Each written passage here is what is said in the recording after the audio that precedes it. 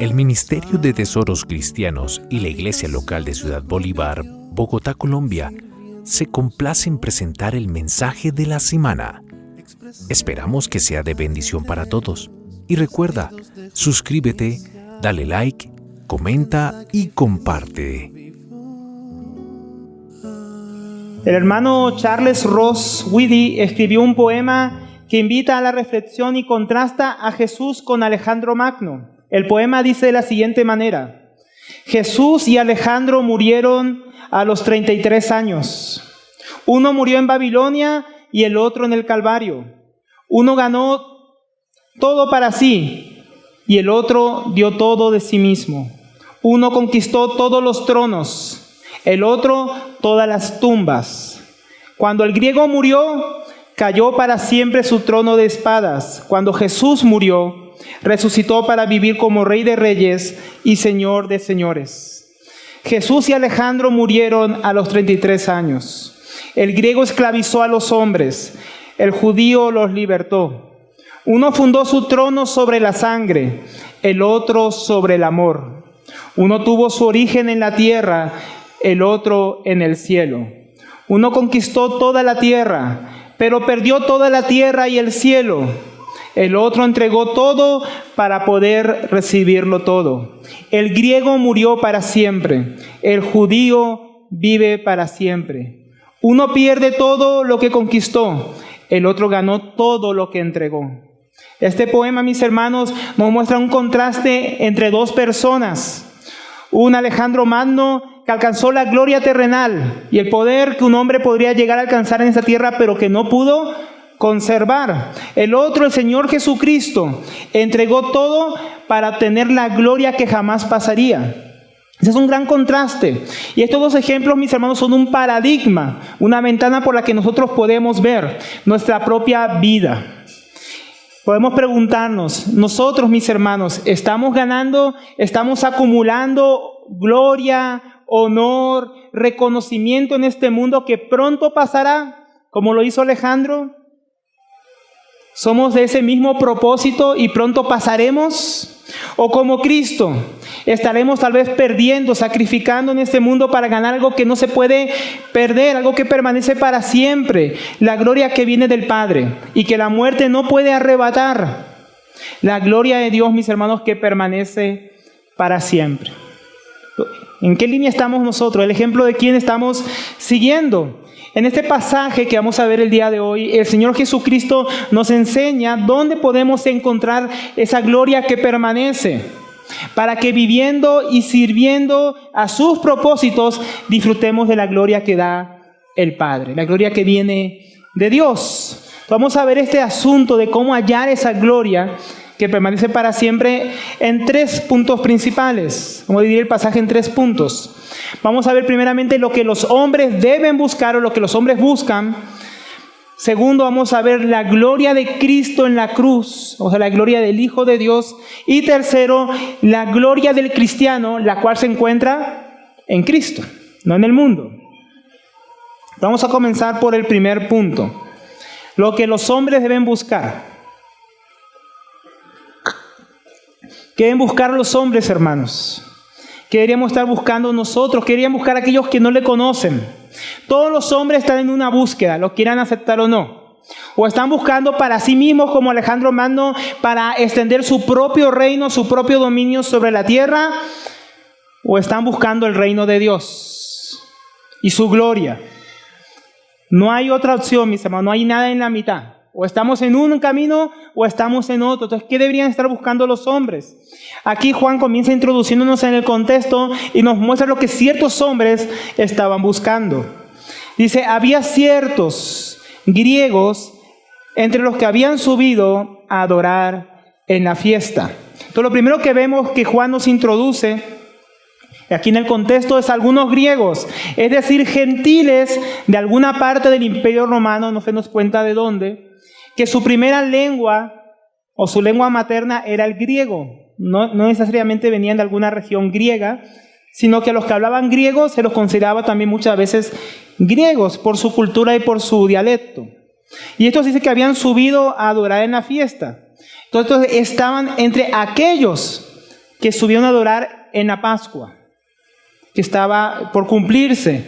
Es decir, que estos gentiles habían dejado su politeísmo, su adoración a los ídolos, o la búsqueda de los griegos de la sabiduría. Entonces, los hombres buscaban de muchas maneras la gloria en aquel tiempo. Los griegos principalmente lo buscaban o por medio de sus falsos dioses. Ellos buscaban la gloria y la inmortalidad por medio de esas falsas religiones, o buscaban la gloria alcanzándola por medio de la filosofía griega, que había muchas vertientes, muchas corrientes en aquella época. Pero estos hombres parece que cansados, hastiados de buscar la gloria en lo pasajero, en los falsos dioses, en la falsa religión, en las falsas filosofías de los hombres, se acercaron a la fe del pueblo de Israel, al único Dios verdadero. Entonces estos subieron junto con los judíos a Jerusalén, no para adorar a Zeus, a Artemisa, a Diana de los ejércitos, no, para adorar al único Dios verdadero en una de las fiestas que le había mandado subir a Jerusalén. Esto quiere decir que estos gentiles eran personas temerosas de Dios, como encontramos, por ejemplo, a Cornelio en el libro de Hechos de los Apóstoles. Un hombre judío, un hombre romano, un soldado romano que temía a Dios y oraba al Dios del pueblo de Israel. Estos eran gentiles que simpatizaban con el pueblo judío y reverenciaban al Dios verdadero, pero no daban el paso de circuncidarse y de guardar ciertos ritos judíos porque les parecía un poco difícil, ¿no? El asunto de la circuncisión, el asunto de guardar ciertas leyes, especialmente que los fariseos habían impuestos, les parecía demasiado. Entonces no se atrevían a dar el paso de formar parte del pueblo de Dios, pero sí simpatizaban y acudían a estas fiestas. Entonces estos gentiles no podían pasar del atrio de los gentiles, donde Jesús hizo la purificación que ya hemos estudiado, que ellos habían convertido en una cueva de ladrones. Este atrio de los gentiles era para que los gentiles vinieran, aquellos que querían conocer al Dios de Abraham, de Isaac y Jacob, y pudieran orar a Dios. Era la única parte donde ellos podían estar, lejos del templo, lejos del lugar que el pueblo de Israel podía entrar, lejos donde las mujeres israelitas podían llegar, estaba bien al fondo el atrio de los gentiles. Ahora estos versos nos dicen mucho, mis hermanos. Estos griegos, cansados de buscar a sus ídolos, cansados, como decíamos, de la filosofía, y se dan cuenta que ni el gobierno, ni la democracia, ni la república, nada podía satisfacer sus almas, ahora estaban buscando a este Dios. Atraído por viendo el ejemplo del pueblo de Dios que buscaba al único Dios verdadero, que lo adoraba, entonces al único Dios verdadero. Como estudiábamos hace 2 semanas, la verdadera adoración atrae a los verdaderos buscadores de Dios. Atrae a las personas al Señor. Entonces la adoración del pueblo de Dios al único Dios verdadero estaba atrayendo a estas personas. Pero estas personas comenzaron a escuchar de Jesucristo, y algo empezó a cautivar sus corazones, que es lo que vemos en el verso 21. Dice: estos pues se acercaron a Felipe, que era de Betsaida, y le rogaron diciendo: Señor, quisiéramos ver a Jesús. Entonces dice que se acercaron a Felipe. Aquí los detalles que da Juan son muy importantes. ¿Por qué se acercan a Felipe? ¿Por qué no a Pedro? ¿Por qué no a Juan? Porque Felipe tenía un nombre griego. Entonces, primeramente Felipe, aunque era judío, tenía un nombre griego. Entonces, eso de repente les dio confianza. También dice que venía de Betsaida de Galilea. Esta ciudad estaba cerca de la Decápolis. La Decápolis era una ciudad romana de cultura griega, donde había muchas personas griegas que adoraban ídolos, pero también habían algunos temerosos de Dios.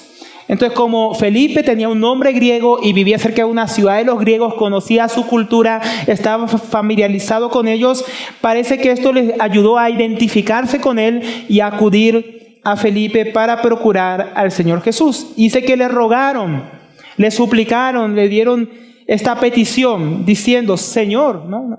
Acá no es Señor como de Señor Jesucristo, sino Señor como de respeto. Quisiéramos o queremos ver a Jesús. Ahora, ¿por qué estas personas querían ver a Jesús? Personas que no eran del pueblo de Israel, que no eran de los discípulos del Señor Jesucristo. ¿Por qué querían ver a Jesús? Tal vez era por los rumores de la resurrección de Lázaro. Como te habían escuchado, ¿no? Que entró hace unos días por Jerusalén y que todo el mundo recibió con palmeras y gritando Hosana, resucitó a Lázaro entre los muertos. Tal vez era por los milagros que habían escuchado que el Señor Jesús había realizado, o como dijimos ahora, por la entrada triunfal del Señor Jesucristo por las puertas de las ovejas. Ahora, estos gentiles, mis hermanos, temerosos de Dios, deseando ver al Señor, conocerle personalmente, debería ser para nosotros un gran aliciente, porque este texto comienza a hablarnos de cosas muy importantes.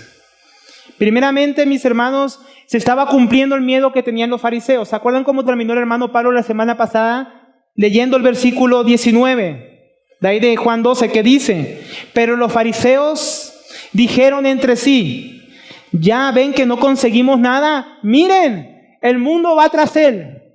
Y realmente esto comenzaba a cumplirse. No solo los judíos comenzaban a ir detrás de Jesús, también los gentiles que habían escuchado del Dios de Israel comenzaban a buscar a Jesús. Entonces vemos cómo eso se empieza a cumplir. Esto no era nada más que el cumplimiento de lo que Dios ya había anunciado. En Isaías 56, versículos 6 al 7 dice: y a los hijos de los extranjeros que sigan a Yahvé para servirle y que amen el nombre de Yahvé para ser sus siervos, a todos los que guarden el día de reposo para no profanarlo y abracen mi pacto, yo los llevaré a mi santo monte y los recrearé en mi casa de oración. Y sus holocaustos y sus sacrificios serán aceptos sobre mi altar, porque mi casa será llamada casa de oración para todos los pueblos. Ya los profetas habían anunciado que un día los gentiles que temieran a Dios, que quisieran servir al Dios de Abraham, de Isaac y de Jacob, lo buscarían y llegarían a su templo como llegaron estos griegos, y traerían sus sacrificios como ellos para la Pascua, y guardarían la ley de Dios, y Dios los recibiría, mis hermanos, porque su casa no solamente iba a ser casa de oración para los judíos, no solo para el pueblo de Israel, sino también para todas las naciones de la tierra que lo buscaran, que entraran en su santo pacto. Y aquí vemos cómo comienza ese cumplimiento que había estado profetizado, que todas las naciones buscarían al Señor. Y ahí el Señor estaba. Y ellos ahora lo estaban buscando, al Señor Jesucristo.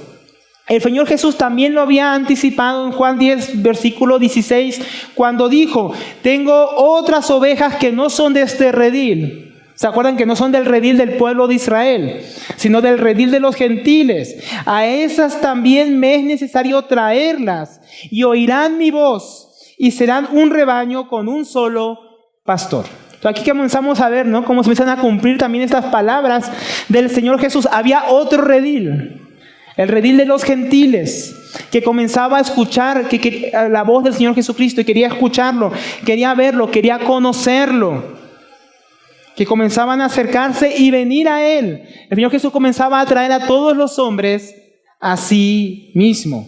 Pero mis hermanos, qué importante es que no pensemos que esto es algo del pasado. Esto también es algo del presente, hoy también. Tú que estás aquí entre nosotros, que has subido aquí a la casa del Señor con aquellos que adoran a Dios, que no puedes pasar del atrio de los gentiles, no puedes pasar a la mesa, por ejemplo, no puedes participar del servicio a Dios, porque aún no has decidido completamente de todo corazón dar el paso de poner tu fe en Jesucristo, que todavía estás ajeno a los pactos de Dios y a las bendiciones que Él ha derramado en su Hijo. Tú también puedes acercarte a Él el día de hoy. Tú también puedes venir a Él si lo estás buscando. Es a Él a quien debes buscar.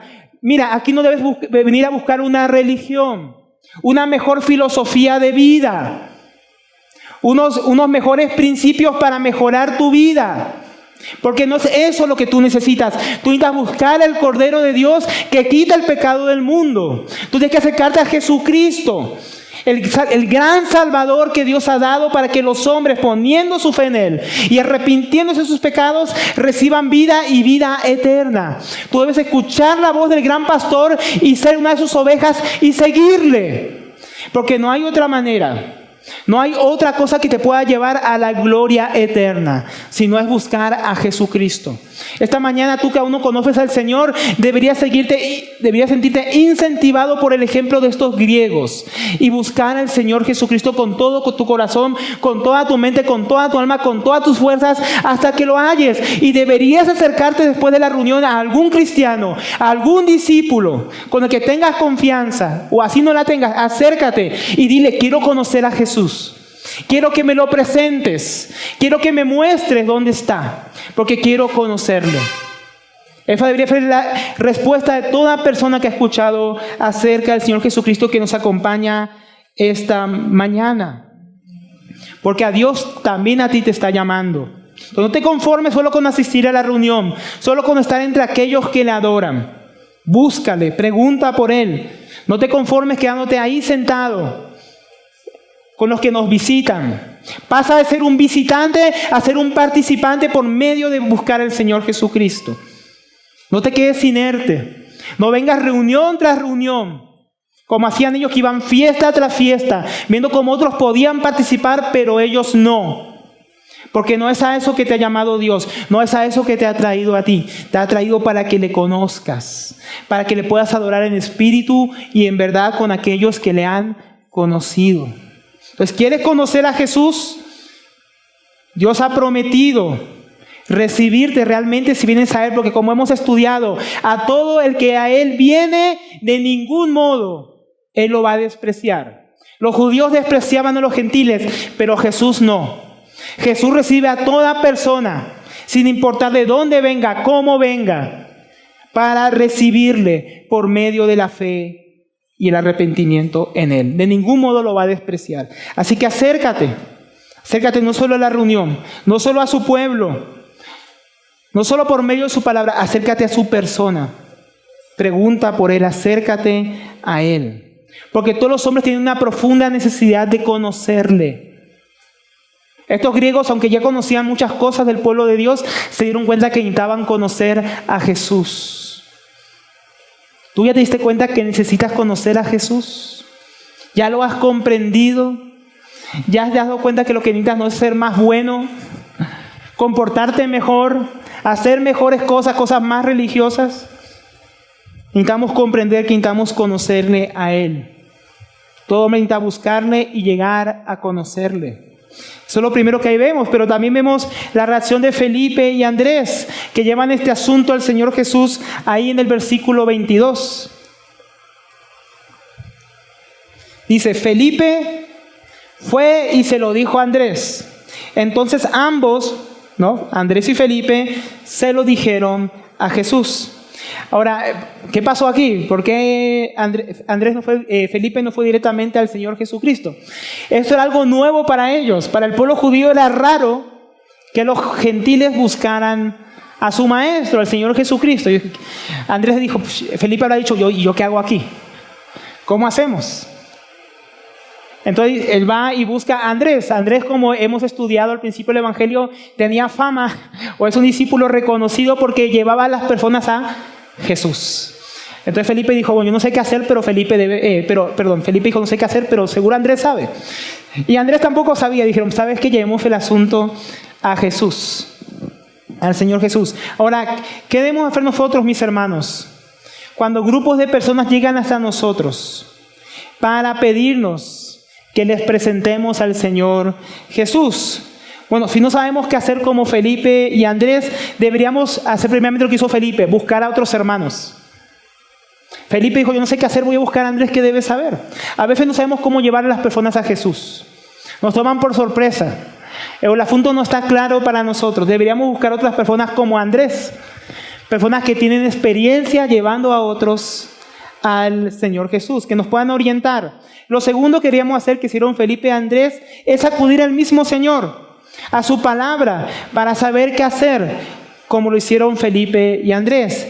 Después de todo, mis hermanos, deberíamos dar a conocer al Señor, presentándolo a Él como Él quiere ser conocido.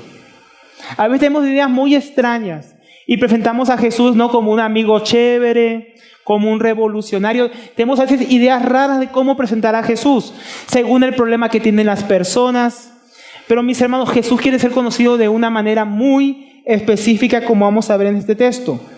Unas buenas preguntas que podemos hacernos a la luz de este contexto serían: las personas quieren conocer a Jesús.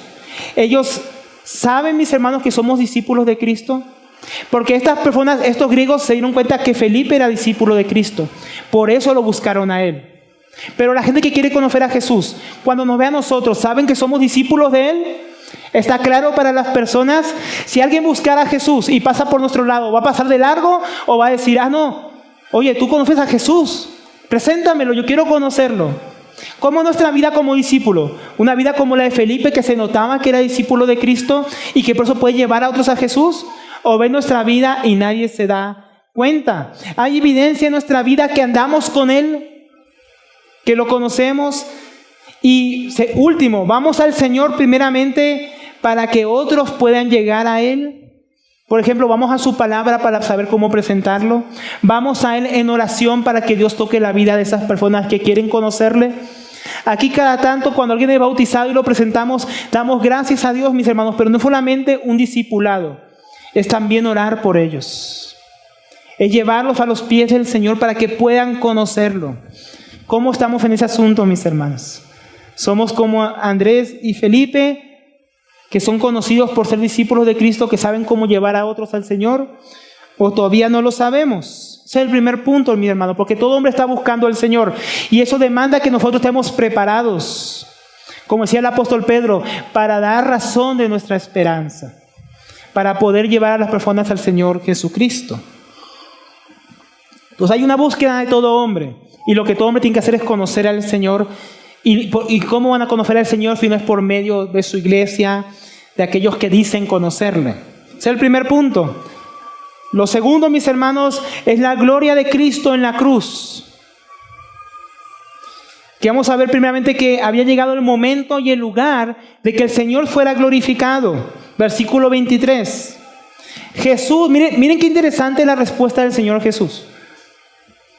Jesús les respondió diciendo: ha llegado la hora para que el Hijo del Hombre sea glorificado. Como una respuesta extraña. Llega Andrés y Felipe: Señor, unos griegos te quieren conocer. Ha llegado la hora de que el Hijo del Hombre sea glorificado. No esperaría esa respuesta. Entonces, ¿cómo podemos entender las palabras del Señor Jesús a la luz de este contexto? En ocasiones, mis hermanos anteriores, el Señor había dicho, aún no ha llegado mi hora. Todavía no es mi tiempo. Y también el apóstol Juan, cada vez que querían apedrear o despeñar o aprender al Señor Jesús, decía que no pudieron porque todavía no había llegado su hora. O sea, y cuando los hermanos de Jesús les dijeron: ¿por qué no subes con nosotros? No ha llegado mi hora. Entonces la hora del Señor no había llegado anteriormente. Pero ahora el Señor dice algo muy interesante, y sabemos que cada vez que hablaba no ha llegado mi hora, ¿a qué se refería el Señor? A su muerte en la cruz. Entonces esa era la hora del Señor Jesús, y aún no había llegado. Pero ahora el Señor dice: la hora ha llegado. Por lo tanto, podríamos haber esperado haber leído de la siguiente manera: la hora ha llegado, que el Hijo del Hombre sea crucificado. Eso es lo que esperaríamos leer, dado todo lo que hemos estudiado acerca de esa hora, de ese momento que iba a venir. Ha llegado la hora para que el Hijo del Hombre sea crucificado. Pero el Señor está viendo más allá de la cruz. Él está viendo lo que viene después. Él está viendo la gloria que sigue a la cruz. Y Él dice: ha llegado la hora de que el Hijo del Hombre sea glorificado. Es algo que podemos también encontrar en Lucas 24:26, donde el Señor dijo: no era necesario que el Hijo del Hombre padeciera estas cosas, ¿no?, muriera en la cruz y que entrara en su gloria. El Señor Jesús está diciendo: para entrar en mi gloria, primero era necesario padecer, pasar por la cruz. Entonces, para que llegara la hora de que Cristo fuera glorificado, primero tenía que llegar la hora que Él fuera crucificado. Pero como dijimos, Él no estaba poniendo su atención en la cruz. ¿Qué estaba viendo Jesús, mis hermanos? El autor a los Hebreos, en el capítulo 12, versículo 2, dice: Jesús, el autor y consumador de la fe, el cual por el gozo puesto delante de Él sufrió la cruz. Ahí estaba esa hora de ser crucificado. Pero ¿qué hizo Jesús cuando vio la cruz? Dice, menospreciando el oprobio, esa humillación, esa muerte de cruz. Él la vio como nada, comparada ¿con qué? Con el gozo que estaba puesto delante de él. Él vio el gozo, él vio la gloria, mis hermanos, más que la humillación de la cruz. Y se sentó a la diestra de Dios. Entonces Jesús tenía puesto su mirada en la gloria venidera, mis hermanos. En la gloria que le esperaba después de su resurrección, cuando ascendiera y se sentara a la diestra del Padre. Ahora el Señor Jesucristo dice, la hora ha llegado para que el Hijo del Hombre sea glorificado. Era la hora de entregar su vida por los pecadores. Era la hora de poner su vida en rescate por muchos. Era la hora en que el buen pastor iba a dar su vida voluntariamente por sus ovejas. Esa es la hora que había llegado, una hora decisiva, una hora anunciada por los profetas desde la antigüedad, un momento que había sido preparado por Dios para que el Cordero que fue inmolado antes de la fundación del mundo se encarnara, se hiciera hombre y padeciera por nosotros, por todos aquellos que ahora creemos en Él. Entonces, mis hermanos, muchos quieren ver milagros, muchos quieren decir, que esta es la hora, ¿no? Hora de milagros. Hora de sanidades, hora de expulsión de demonios, hora de esto. Hay congregaciones que usted lee su itinerario y encuentra en qué hora se reúnen para tener la reunión de liberación, de milagros, de esto. Entonces parece que hasta hay hombres que buscan horas para ciertas cosas. Pero esta hora es la mayor, mis hermanos. Muchos están buscando esas cosas para decir, ahora sí voy a creer. Pero mis hermanos, la gloria del Hijo de Dios brilla con mayor intensidad en la cruz, cuando se entregó por nosotros, que cuando ocurre cualquier milagro, que cuando vemos cualquier señal. Los griegos buscaban a Jesús por todo lo que habían oído de Él, pero el lugar donde el Señor quería ser conocido, cuando los discípulos dijeron, los griegos quieren conocerte, Jesús dijo, en esta manera quiero que me conozcan, en que ha llegado la hora en que el Hijo del Hombre sea crucificado, glorificado. Esto es lo que quiero que la gente escuche acerca de mí. Cuando los hombres pregunten acerca de mí, cuéntenle acerca de esto. Eso es lo que los hombres tienen que escuchar. El glorioso evangelio del Señor Jesucristo, donde se ve la gloria del Hijo de Dios. El evangelio que predica Jesús y a este crucificado, muerto, sepultado y resucitado el tercer día con poder. Ese es el mensaje que Jesucristo quiere que los que les buscan escuchen. Los hombres no ven más la gloria del Hijo de Dios cuando se le habla de milagros y sanidades, de lo que Dios puede hacer en su vida, que cuando presentamos a Jesucristo como el glorioso Salvador, muerto en la cruz por los pecadores y resucitado al tercer día, ascendido y sentado a la diestra de Dios. Es ahí cuando la gloria del Hijo de Dios es manifestada, hermanos. Es en la cruz. Acompáñenme si quieren ahí a Romanos capítulo 3.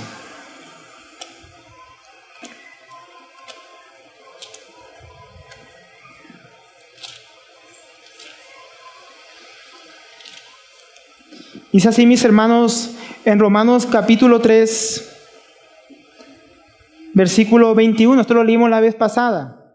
Dice, pero ahora, aparte de la ley, se ha manifestado la justicia de Dios, testificada por la ley y por los profetas, la justicia de Dios por medio de la fe en Jesucristo, para todos los que creen en Él, porque no hay diferencia por cuanto todos pecaron y están destituidos de la gloria de Dios. El ser humano, por causa del pecado, estaba apartado. Esa palabra en griego que dice ahí, destituidos, podríamos traducirla mejor como necesitados de la gloria de Dios. El hombre, por causa del pecado, quedó excluido de la gloria de Dios y ahora la necesitaba, pero no podía alcanzarla porque estaba muy lejos por causa de su pecado. No podía alcanzarla por la ley, que es lo que viene hablando el apóstol Pablo, ni por sus propias obras. Pero aparte de la ley, los profetas habían anunciado que esta gloria podía ser alcanzada es por medio de la fe en Jesucristo, siendo justificados gratuitamente por su gracia mediante la redención que es en Cristo Jesús, a quien Dios puso. Esa palabra puso, Él lo puso públicamente para que todos lo vieran. como propiciación por medio de la fe en su sangre, para manifestar su justicia a causa de haber pasado por alto en su paciencia los pecados pasados. Con la mira, otra vez dice de manifestar, tercera vez que dice la palabra manifestar. En este tiempo, ese ahora que había llegado, ese era el ahora, ese era el tiempo de manifestar su gloria, de manifestar su justicia, de manifestar su amor, porque en la cruz se manifestó la justicia de Dios contra el pecado, que Dios odia el pecado. La cruz, mis hermanos, no muestra cuánto valemos nosotros. La cruz muestra qué horrible es el pecado, que Dios no podía pasarlo por alto y tuvo que dar a su propio Hijo para morir en nuestro lugar, por los pecadores. Pero no solamente muestra la justicia de Dios y cómo Dios aborrece el pecado, también muestra el amor de Dios, porque siendo aún pecadores, Dios entregó a su Hijo por nosotros.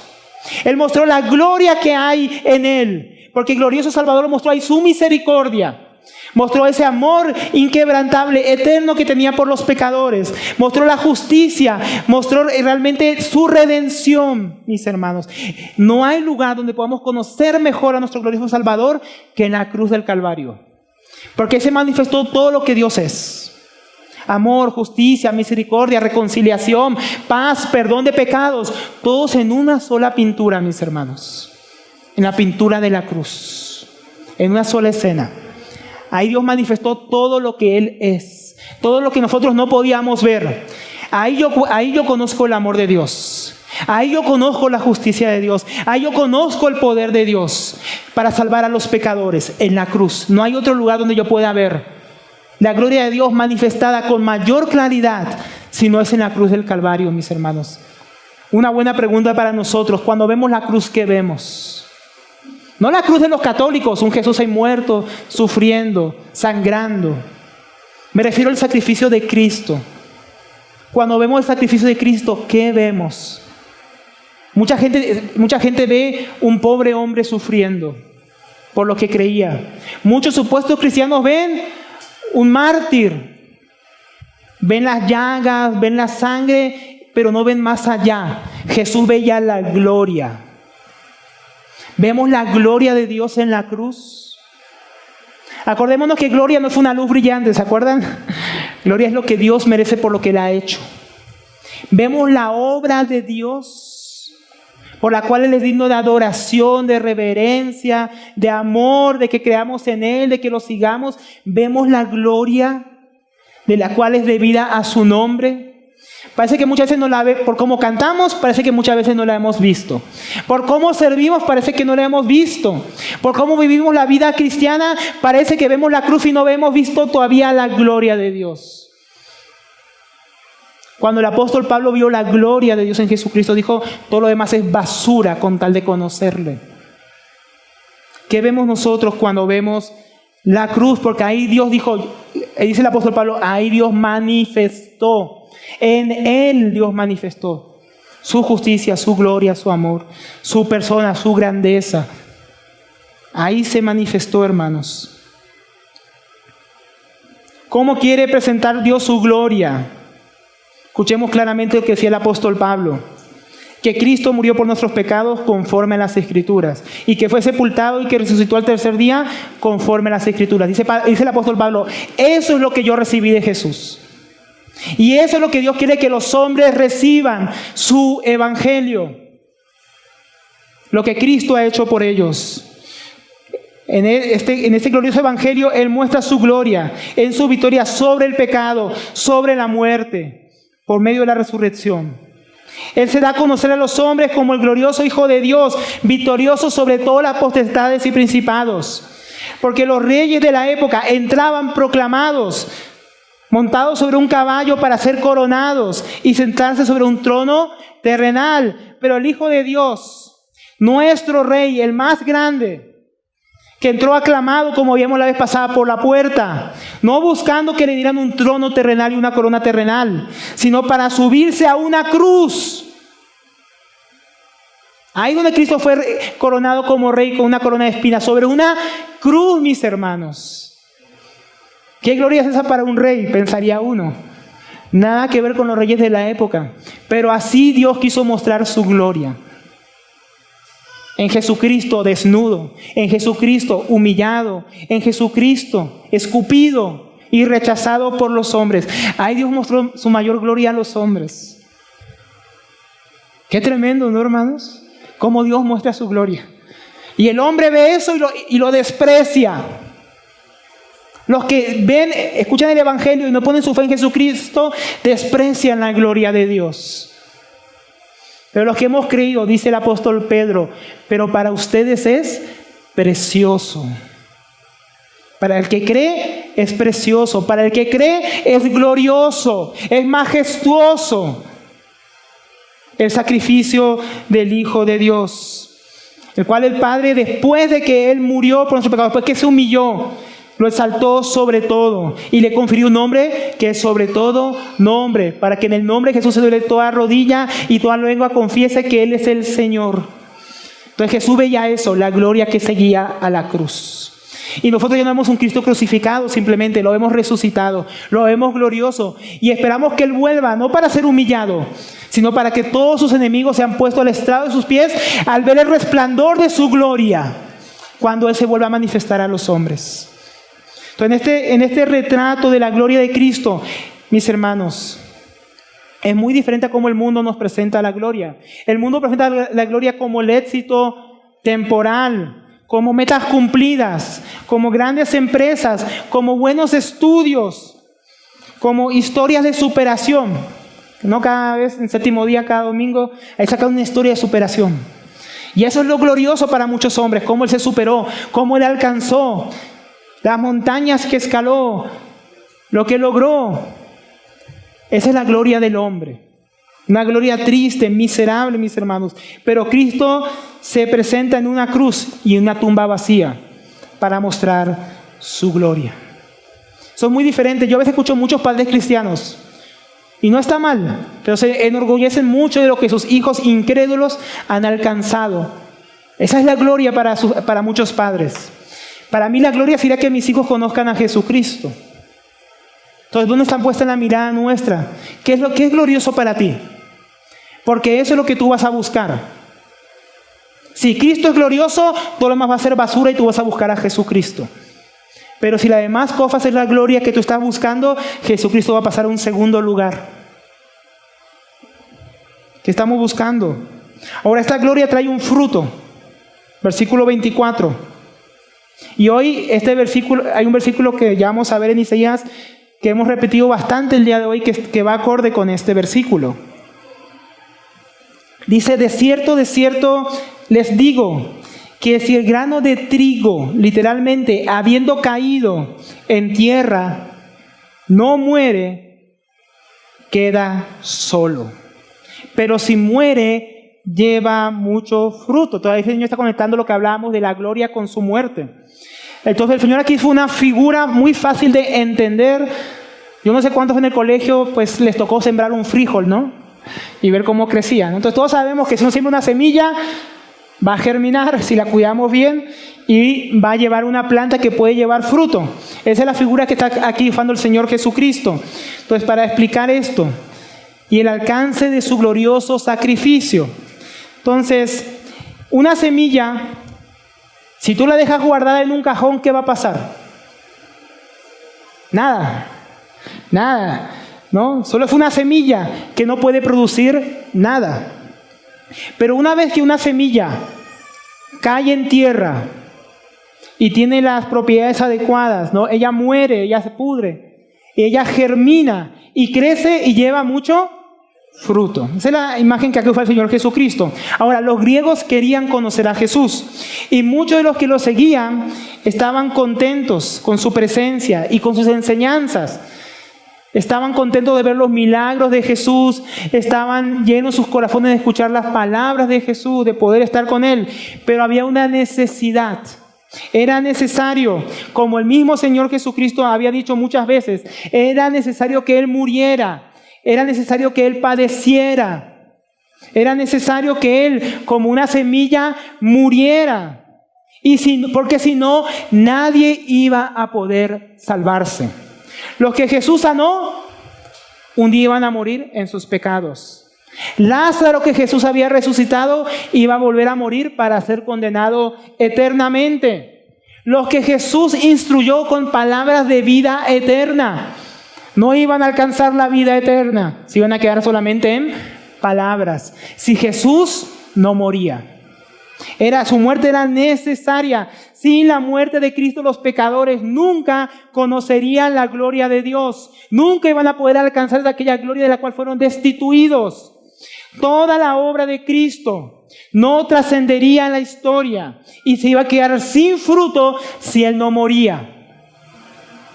Por eso la misión principal de Jesús era venir como una semilla que cayó del cielo a la tierra y morir. Si Jesús se quedaba en el cielo, nadie se salvaba. Nadie iba a alcanzar la gloria de Dios, pero Él cayó en tierra, hermanos. Vino a la tierra y murió por nosotros. El propósito de una semilla, ¿cuál es? Es morir para poder llevar mucho fruto. El propósito de Cristo como la simiente de Dios era morir para llevar el fruto, el cumplimiento de todas las promesas de Dios. Si Jesús no moría, Dios no iba a poder cumplir sus promesas. Él era la semilla, la simiente prometida a la mujer que había de pisar la cabeza de la serpiente. Él era la simiente prometida a Abraham para heredar la bendición y para que en él, en esa simiente, fueran bendecidas todas las familias de la tierra. Él es la semilla de la raíz de David que había de reinar en su trono para siempre. Pero si Jesús no moría, la semilla se quedaba allí. Y nada de esto se iba a cumplir. Ni a la mujer, ni a Abraham, ni a David y su descendencia, ni a nosotros. Pero para que todo se cumpliera, la simiente tenía que cumplir su propósito. Y el propósito de toda semilla, de toda simiente es morir. Morir para llevar fruto. Y ese es el propósito de Cristo. Morir para llevar fruto. Si no, no había fruto. Warren Wiersbe dice respecto a esto: Jesús es una figura de una semilla para ilustrar la gran verdad espiritual de que no puede haber gloria sin sufrimiento, ni vida fructífera sin muerte, ni victoria sin rendición. Es un gran principio espiritual, mis hermanos, que Jesús lo aplicó, lo vivió. No, el principio espiritual de la siembra y la cosecha. Pero no eso de que tú siembras 10,000 pesos para que Dios te dé 100,000. Sino de que tú siembras tu vida. Jesús sembró su vida para que hubiera una gran cosecha espiritual, en la cual formamos parte de nosotros. Usted quiere ver la cosecha, el fruto del Hijo de Dios, mire a su lado. Mire los hermanos, porque ahí está el fruto de su aflicción, el cual Él alcanzó por medio de haber muerto por nosotros. Entonces reconocemos la importancia de la obra de Cristo. La obra de Cristo, mis hermanos, su propósito cumplido como la semilla de Dios que murió y resucitó, es la base de todo el fruto que vemos. Todo lo que alcanzamos como cristianos, cuando predicamos el Evangelio y los hombres creen, cuando experimentamos la victoria sobre el pecado, cuando vemos el poder de Dios transformando nuestras familias, cuando vemos su obra prosperada en medio de la iglesia, cuando vemos su reino avanzar, todo eso es el fruto no nuestro, de Jesucristo, de su obra, de su poder, de su gloria. Todo lo que nosotros experimentamos, cada bendición que recibimos, es el fruto que recibimos gracias a Jesucristo. ¿Usted le da gracias a Dios por eso? Por todo lo que nos ha dado, por todo lo que le ha conquistado. Todo es fruto de Él. A Él sea la gloria, hermanos. A Él pertenece todo lo que nosotros podemos vivir. Por eso nosotros damos gracias a Él. Por eso debemos cantarle, adorarle, bendecirle, servirle. Porque todo lo que yo tengo y lo que tú tienes es fruto de Jesucristo, que Él conquistó para nosotros. Estamos viendo el fruto de Él que se entregó. El fruto que Él prometió. Ahí ahora sí vamos a leer Isaías 53 que antes mencionamos. Versículo 10 en adelante dice: cuando haya puesto su vida, sin poner su vida no se podía. Cuando haya puesto su vida en expiación por el pecado, ahí verá linaje. ¿Qué es linaje? Fruto, simiente. Vivirá por largos días y la voluntad de Jehová, dado que Él se entregó, será en su mano prosperada y verá el fruto de su aflicción, de su alma, y quedará satisfecho, Por su conocimiento justificará a mi siervo justo a muchos. Ahí está el fruto también. Y llevará las iniquidades de ellos. Por tanto, yo le daré parte con los grandes, ahí está la gloria, y con los fuertes repartirá despojo, por cuanto derramó su vida hasta la muerte. ¿Ven? Porque el grano de trigo murió y fue contado con los pecadores, habiendo llevado el pecado de muchos y orado por los transgresores. Qué hermosa descripción de lo que Cristo hizo en la cruz, de su muerte, de esa semilla, llevando mucho fruto para la gloria. Como dice la epístola a los Hebreos, que Él padeció para llevar a muchos hijos, ¿a dónde? A la gloria. A la gloria. Ese es el fruto de Cristo. Por el sacrificio de Cristo, nosotros vamos a llegar a la gloria. Eso también es su fruto. Y eso nos lleva al tercer punto. Porque aunque aquí el punto principal es hablarnos de la gloria de Cristo, Él también nos da ejemplo para que nosotros lo sigamos y alcancemos la gloria en Él. El tercer punto, entonces, la gloria del cristiano en Cristo. Entonces, el Señor no solo nos habla de su obra, de su sacrificio, que lo llevó a la gloria y de llevar mucho fruto para la gloria del Padre. Como decíamos, Él también nos deja ejemplo. ¿Cuál es su ejemplo? Hay que vivir, mis hermanos, vivir para Cristo, para alcanzar su gloria. Versículo 25. El primero nos dio ejemplo y ahora dice que lo hagamos nosotros. El que ama su vida, la perderá. Y el que aborrece su vida en este mundo, para vida eterna, la guardará. Esa palabra vida aquí, la palabra psique, que también puede traducirse como alma, está hablando del ser del hombre, del interior de él, lo que hay en su corazón, lo que lo lleva a vivir, sus motivaciones, lo que él es como esencia. Esa vida esencial del hombre. Y entendiendo eso, expliquemos este versículo. Dice, en cierto sentido, mis hermanos, nosotros como decíamos, somos fruto de la obra de Cristo. Pero ahora también, ¿cuál es el fruto que produce una semilla, hermanos? ¿Te ha visto qué produce la semilla de trigo? Hoy cantamos la semilla de trigo. ¿Qué produce? Semillas de trigo. Usted va a buscar en la planta de trigo y el fruto son semillas. Usted va a buscar una manzana y ¿qué tiene en su corazón? Semillas. Entonces, una semilla, ¿qué produce? Semillas. Entonces, como nosotros somos el fruto de Cristo, ¿qué significa eso? Que ahora también nosotros somos semillas, mis hermanos. Entonces, amar nuestra vida en este mundo, ¿qué es? Es guardar esa semilla que somos, ¿para quién? Para nosotros mismos. El que guarde su vida, el que aparte su vida para sí mismo, es como tomar esa semilla y guardarla egoístamente para mis planes. Es guardar mi vida para mis planes, para mis placeres, para mis metas, para mis propios propósitos, aparte de Dios. Es atesorar para mí mismo, para el éxito temporal, para buscar la honra de los hombres. Eso es guardar, eso es amar mi vida. Eso es guardar mi vida, porque el que ama su vida la guarda, no quiere sufrir daño, no quiere morir, no quiere sufrir. Quiere solamente cosas supuestamente que llamaríamos buenas. Entonces, mis hermanos, tenemos dos opciones. O estamos viviendo para edificar el reino de Dios, o estamos viviendo, como decíamos al principio, para edificar nuestro propio reino. El que ama su vida vive para edificar su propia vida para sí mismo, su propio reino aquí en la tierra, el cual se va a perder. O estamos viviendo para la gloria de Dios, o estamos viviendo para la nuestra. Eso es lo que acá dice el Señor Jesucristo. ¿Para qué estamos viviendo, mis hermanos? ¿Para cuál gloria? El problema es que el que vive para sí mismo es como la semilla que se niega a morir. No va a producir fruto. Nada que perdure, nada que valga la pena.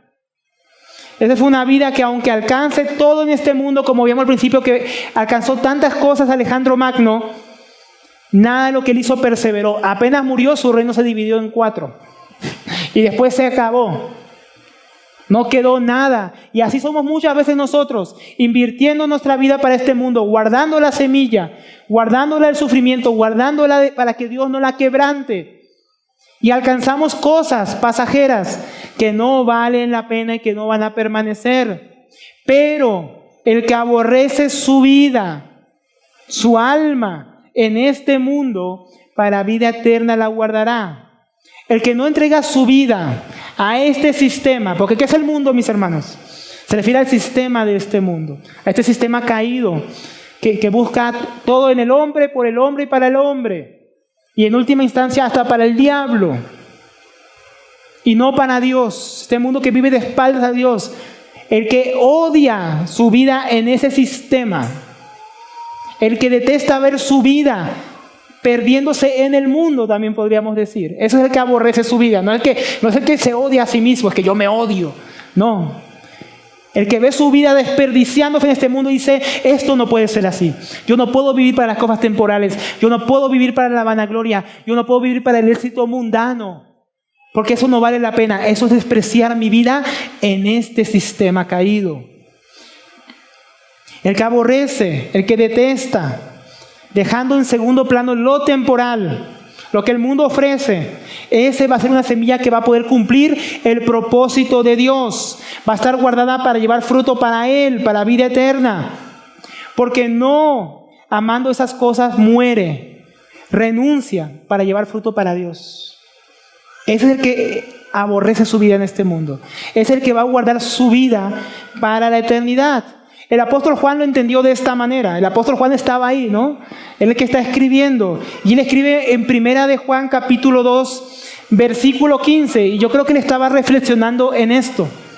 Él dice, no amen al mundo. O sea, no amen el sistema caído de este mundo.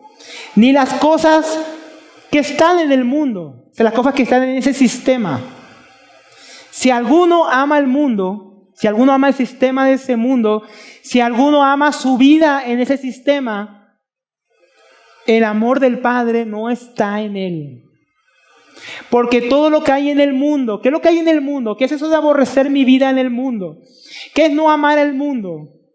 Porque todo lo que hay en el mundo, ¿qué hay en el mundo? Los deseos de la carne, o sea, lo que mi carne quiere, eso es lo que yo no debería amar para mi vida. Lo que mi carne quiere, los deseos de mis ojos, todo aquello que yo miro, yo deseo para mí, para mi propia gloria, para mí mismo, todo aquello que yo codicio, todo aquello que Dios llama pecado, pero que yo anhelo y que tanto quiero, todos esos deseos de mis ojos, y la vanagloria de la vida. ¿Qué es vanagloria? Gloria que es vana.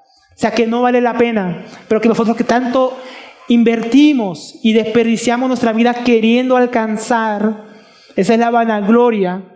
Vivir para mí, vivir para mi familia, vivir para las cosas que se van a acabar, en vez de vivir para Dios, todo eso es lo vano. Eso es lo que hay en el mundo. Y el mundo pasa. Por eso el que ame su vida en este mundo la va a perder, porque el mundo en el cual invirtió su vida va a pasar. Ese sistema se va a acabar. Es un desperdicio poner tu vida ahí. Poner la semilla ahí no lleva ningún fruto porque ese mundo, ese sistema se va a acabar, va a colapsar. Y usted está viendo las noticias, ya se está acabando. Ya está pasando el mundo. Y los que han puesto su anhelo en él, pronto pasarán también. Pero el que hace la voluntad de Dios, el que aborrece su vida en este mundo para hacer la voluntad de Dios, para buscar la gloria de Dios, permanece para siempre. Guardará su vida para vida eterna, lo que acabamos de leer ahí en Juan. Va a permanecer para siempre esa semilla y el fruto que va a producir no se va a acabar, no pasará, sino que permanecerá para siempre. Entonces, como cristianos estamos llamados a seguir el ejemplo de Cristo, que murió para llevar mucho fruto, de poner nuestra vida no en lo temporal, sino en los propósitos eternos de Dios. Es ahí el lugar más seguro para que invirtamos la vida que Dios nos ha dado. Porque, mis hermanos, solo su propósito permanece en Él, en el que vive para su gloria, es el que va a alcanzar también la gloria. Los demás no van a alcanzar la gloria porque están destituidos de la gloria de Dios. por vivir para el pecado y para este mundo. Solo los que ponen su fe en Cristo van a alcanzar la gloria, y solo aquellos que viven para Él van a alcanzar la gloria. Y tercero, los que le sirven van a alcanzar la gloria en Cristo. Versículo 26. Si alguno me sirviere, sígame, y donde yo estoy, en Reina Valera dice estuviere, pero en griego está en presente, donde yo estoy, allí también estará mi servidor. Y si alguno me sirviere, mi Padre le honrará. Entonces aquí el Señor está profundizando lo que ya habló. El que me sirviere. ¿Quién es el que me sirviere? Es el que le sirve a Cristo. El que vive para sus propósitos es el que le sirve. El que no vive para Él, sino que vive para este mundo, no le sirve. Entonces cuando dice el que me sirviere, está hablando del que pone su semilla, su vida en las cosas eternas, aborreciendo su vida en este mundo. Ese es el que le puede servir a Cristo. El que vive para este mundo no le puede servir, no le sirve para nada, es inútil para él. El que pone su vida en Cristo, el que aborrece su vida para vida eterna, es el que le sirve. Y el que le sirviere, que es un siervo de Cristo, el que invierte su vida en sus propósitos, ese es el que él considera un siervo, porque no vive para sí mismo. El que vive para sí mismo, para este mundo, no le sirve para nada a Dios. El que quiere guardar su alma para sí mismo, no puede servirle, porque ya está sirviendo a alguien. ¿A quién? A sí mismo, a este mundo. Pero el que le sirviere, el que viviere para Él, para su gloria, de aquella persona, el Señor dice, sígame, o que me siga. Si tú eres de los que pone su vida para seguir a Cristo, para vivir para sus propósitos, Él dice, sígueme, sígueme, deja de seguir el mundo, sígueme, sírveme. El que le sirve es el que le sigue. ¿Y qué es lo que tiene que seguir? Su ejemplo. ¿Qué es lo que viene hablando? Que había llegado la hora de que Él muriera, de que diera su vida por nosotros, de que el grano de trigo muriera. Entonces, si quieres servirme, sígueme, sigue mi ejemplo, sigue lo que he hecho yo. Y eso se amplía un poco más en Mateo 16, versículo 24 en adelante. Ahí el Señor Jesús aclara un poquito más el panorama. Dice Jesús, que dijo a sus discípulos, si alguno quiere venir en pos de mí, sígame, quiere venir en pos de mí, quiere seguirme. Acá está lo que habló antes, niéguese a sí mismo, tome su cruz y ahí sí sígame. O sea, aborrezca su vida en este mundo y sígame. Eso es tomar la cruz, eso es negarse a uno mismo, aborrecer su vida en este mundo, dejar de seguirte a ti, dejar de seguir a esos influencers que sigues para seguir a Jesús, para seguir su palabra. Niéguese a sí mismo, tome su cruz y ahí sí sígame. ¿Quieres venir en pos de mí? Sígueme. Pero tienes que dejar algo para poderme seguir. Porque todo el que quiera salvar su vida, la perderá. Y todo el que pierda su vida por causa de mí, la hallará. Lo que hablamos hace un momento. El que pierda su vida en este mundo, o sea, deje este sistema de este mundo, desprecie su vida en este sistema, es el que va a llevar fruto, es el que va a hallar la vida. Porque ¿de qué aprovecha el hombre? Si como Alejandro Magno ganare todo el mundo y perdiere su alma. ¿O qué recompensa da el hombre por su alma? Nada. Jesús ya dio la recompensa por la vida del hombre. Y son solo los que le siguen los que van a tener vida eterna. Porque el Hijo del Hombre vendrá en la gloria de su Padre con sus ángeles y pagará a cada uno conforme a sus obras. Y es donde se conecta con los que estamos hablando aquí, mis hermanos. Que es muy importante, como veníamos leyendo, recordemos, el que me sirviere, si alguno me sirviere, sígame, sígame. Jesús nos está llamando a seguirle, hermano. Hay un camino para la gloria, y el camino para llegar a la gloria donde está Jesucristo es siguiendo su ejemplo de humillación, su ejemplo de humildad, su ejemplo de obediencia, que sea la voluntad de su Padre, su ejemplo de entrega, de morir para llevar fruto. El problema es que muchos cristianos no queremos hacer eso, no queremos renunciar, no queremos humillarnos, somos muy orgullosos. Y Jesús, el Rey de Reyes, Señor de Señores, se humilló a sí mismo hasta la muerte y muerte de cruz. Y ahora dice, sigan mi ejemplo, hagan lo que yo hice. Es increíble pensar que el Rey de la Gloria se iba a humillar de tal manera. Y Él lo hizo. Y nos dejó ejemplo. Ahora dice, ahora ustedes tomen su cruz. Ahora a ustedes les toca negarse a sí mismos. Ahora nos toca a nosotros servirle de esta manera, para que Él lleve su gloria en nosotros. También agrega, y donde yo estoy, ¿dónde estaba Jesús? En esa hora, dijo que es la hora.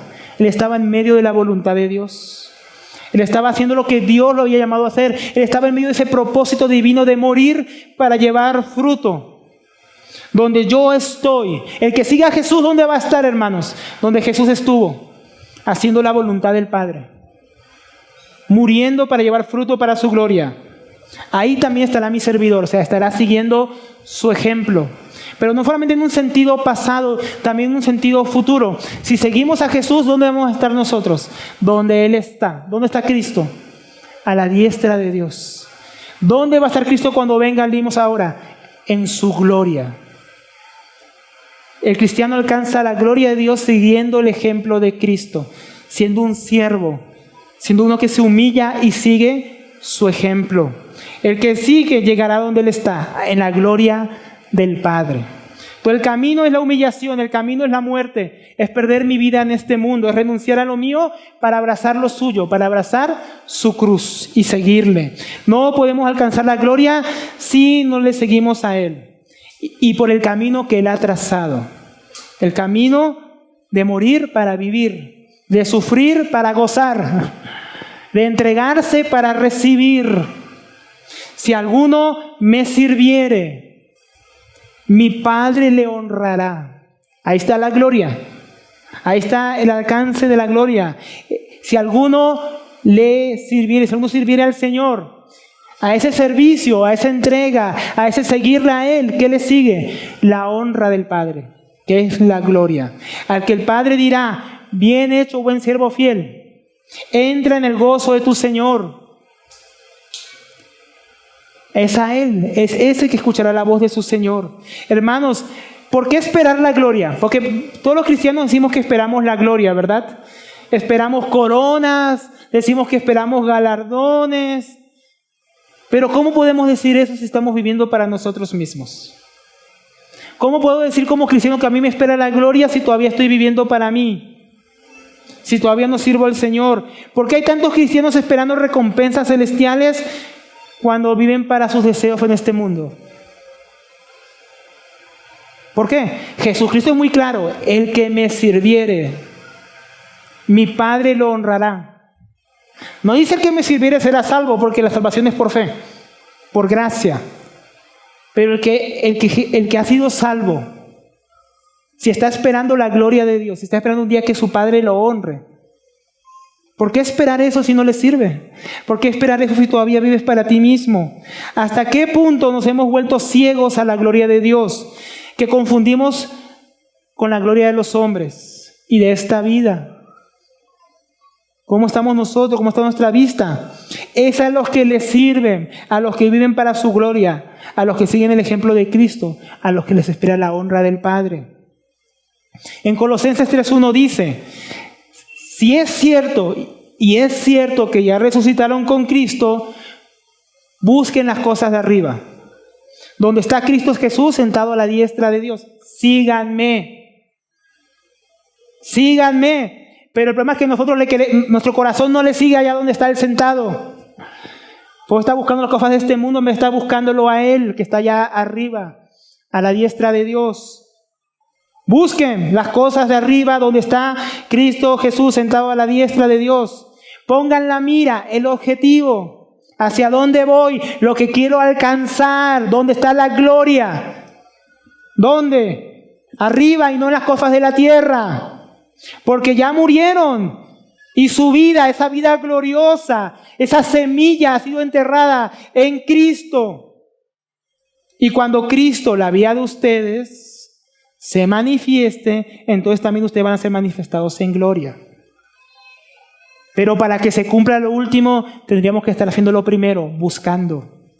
buscando lo de arriba y no lo de abajo, poniendo el objetivo en las cosas de arriba y no lo de la tierra, porque lo de la tierra va a pasar y el que ame su vida en la tierra la va a perder. ¿Qué estamos buscando? ¿Qué gloria esperamos cuando Él regrese? Que se va a manifestar. Se va a manifestar es vergüenza en muchos de nosotros. ¿O se va a manifestar gloria? ¿Qué se va a manifestar? Hermano, lo que se siembra es lo que se cosecha. ¿Dónde estás sembrando tu vida? Porque eso es lo que se va a manifestar cuando Cristo aparezca. Si buscamos la gloria, tenemos que buscar donde se encuentra, en Cristo, en su obra, viviendo para Él, siguiendo su ejemplo, sirviéndole y siguiéndole a donde Él está para estar donde Él está. Entonces, concluyendo, mis hermanos, en este pasaje el Señor Jesucristo nos ha enseñado dónde podemos encontrar la gloria. ¿Ya se dio cuenta dónde vamos a encontrarla? En Él. En Él encontramos nuestra gloria, para que viviendo y sirviéndole a sus propósitos, disfrutemos la gloria que Dios ha preparado para aquellos que le siguen. Hemos visto que lo que los hombres tienen que buscar, a Cristo, el glorioso Hijo de Dios. Hemos visto la gloria de Cristo en la cruz, que es en su obra, en su sacrificio, que la gloria de Dios es desplegada en toda su grandeza para que los hombres puedan verla y contemplarla y maravillarse y poner su fe en Él. Y tercero, hemos visto que la gloria del cristiano se encuentra en Jesucristo, en servirle, seguirle, amarle, vivir para Él. No vamos a encontrar la gloria en este mundo ni en nosotros, ni en nuestras circunstancias, ni en nuestras obras.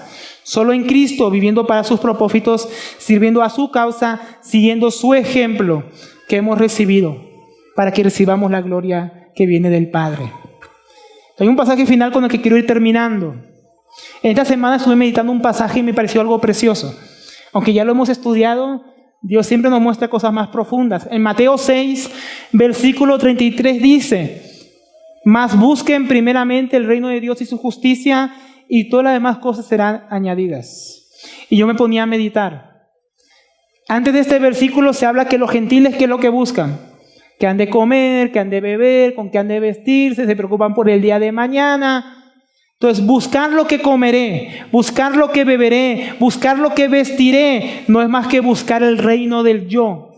No tiene nada que ver con el reino de Dios y no avanza en su reino ni un centímetro. No trabajamos para comer, no trabajamos para beber ni para vestirnos, trabajamos para el reino de Dios. Y las demás cosas son apenas añadiduras que Dios sabe que necesitamos. Pero no son el propósito del trabajo. El propósito del trabajo, el propósito de nuestra vida, determina si estoy sirviendo a Dios para su reino o a mí mismo para mis necesidades, para mi reino.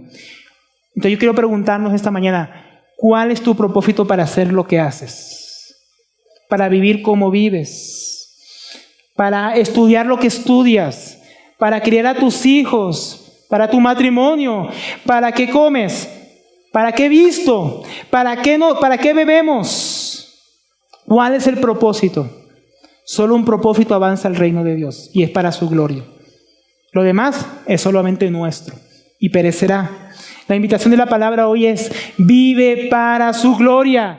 Come, bebe, viste, trabaja, estudia, cásate y cría hijos para el reino de Dios. Que lo único que permanece, sírvele para alcanzar sus propósitos y la gloria de Dios jamás te será quitada. Ha llegado la hora de que Jesucristo sea glorificado en su iglesia, sea glorificado en nuestras familias, en nuestros trabajos y en cada uno de nosotros. Que Dios nos conceda que en esta hora Cristo sea glorificado en cada uno de nosotros, mis hermanos. Demos gracias al Señor por su palabra.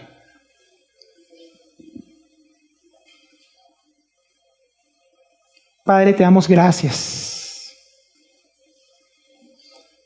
Gracias por la cruz, Señor.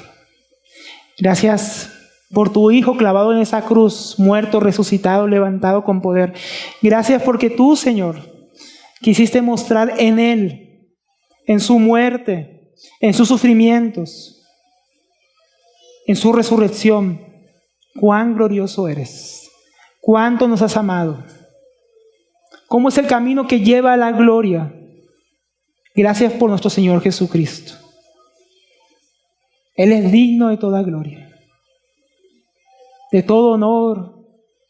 Padre, abre nuestros ojos hoy para que veamos a tu Hijo como Él es y lo amemos, que lo atesoremos a Él, que veamos el gran tesoro que es, para que nuestras vidas se siembren en Él, en su propósito, en su gloria. Señor, que podamos ir como el salmista, que en este mundo no deseamos más nada. Padre, glorifícate en medio nuestro. Glorifica a tu Hijo en aquellos que todavía no han creído, en aquellos que ya hemos creído, Señor, en lo que han de creer. Glorifica a tu Hijo. En estos últimos tiempos, Señor, glorifica a tu Hijo. Glorifica a tu Hijo y glorifícalo en nosotros, Señor. Por favor, Padre, en el nombre de Cristo Jesús. Amén. El Ministerio de Tesoros Cristianos y la Iglesia Local de Ciudad Bolívar, Bogotá, Colombia, se complace en presentar el mensaje de la semana. Esperamos que sea de bendición para todos. Y recuerda, suscríbete, dale like, comenta y comparte.